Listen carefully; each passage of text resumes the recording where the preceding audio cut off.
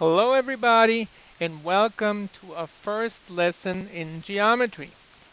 Unit 1 is about logic reasoning and our first lesson is about inductive reasoning.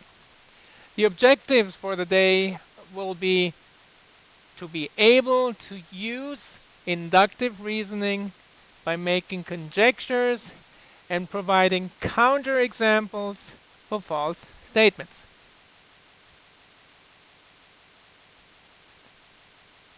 There are two types of reasoning in logic: inductive reasoning and deductive reasoning. Inductive reasoning is the process of drawing conclusions from a limited set of observations.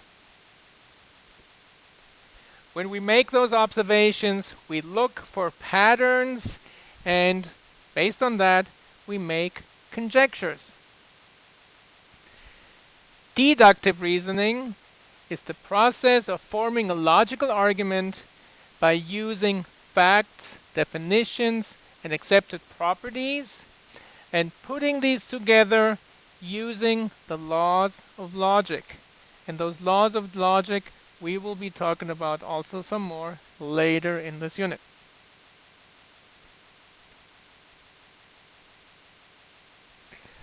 Let's look at two examples. Julie notices that the floor in each of her 8 classrooms at school has square tiling. She concludes that all of the floors in the school have square tiling. Julie makes an observation. In fact, she makes 8 observations. And based on that, she comes to a conclusion. In other words, she makes a conjecture.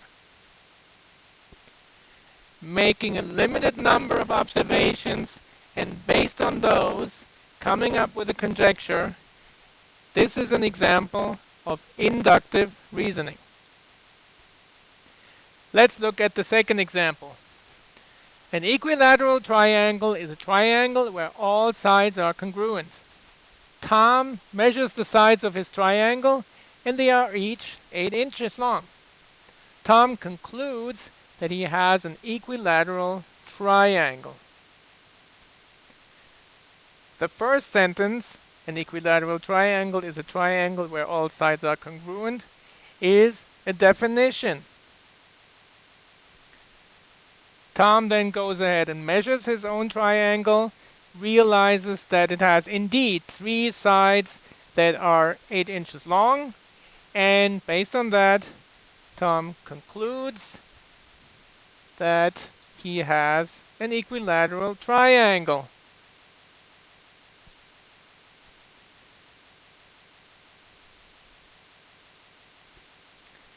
Using one or more definitions and applying the laws of logic to them, this is what we call deductive reasoning.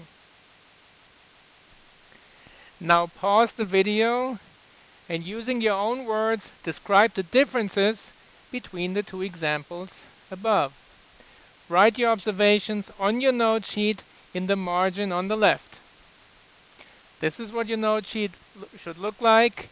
And to the left of inductive and deductive reasoning, this is where you should write your observations about the two examples and the two different types of reasoning. A conjecture is an unproven statement which is based on observations. Look at this example. Analyze the pattern and make a conjecture about what shape should come next. Draw this pattern of polygons and your conjecture on your note sheet. A counterexample is a specific case for which the conjecture is actually false.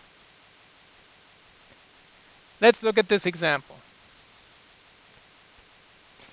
After studying the figures below and making observations of the right angles formed, one might make the conjecture that all bisectors of a segment make a right angle with the segment. You see the 3 segments painted in black, and each of them are bisected right in the center by a bisector, and that is actually drawn in blue. And in each case, you see that there's a right angle between the bisector and the original segment. But I can draw a bisector just like this. The red bisector also bisects the black segment in the middle, cuts it in half into 2 equal pieces, but this new bisector does not form a right angle with the segment. It actually forms an acute angle. And we could find more examples like that, also bisectors that form an obtuse angle. But the point is, one example where the conjecture is proven to be wrong is enough, and that's what we call the counterexample. Let's look at the next 3 examples and show that the conjecture is false by finding and writing down a counterexample. Number 3, all triangles are equilateral. Well, there is a scalene triangle, and scalene triangles have no congruent sides. So a scalene triangle is a counterexample for this first conjecture. Our second conjecture states that no quadrilaterals have congruent sides. Well, let's look at a square. A square is a quadrilateral. It has 4 sides, and all 4 sides are congruent. In other words, they have the same length. So this is a counterexample again for the conjecture that no quadrilaterals have congruent sides. Let's look at that last conjecture, similar to the one that Julie made earlier in this lesson. And you guys take a minute, pause the video, and think about a counterexample that will prove the conjecture wrong. The conjecture, if the floor has square tiling, then I must be at school. Please take a second, pause the video, and write your counterexample down. There are all sorts of patterns in math, but also in the real world. So I would like you to take a moment and look around in the room that you're sitting in right now and find patterns. Find patterns and describe those patterns on your note sheet.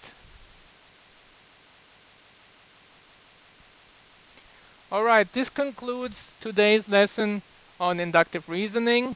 As a summary to conclude your notes, please compare and contrast.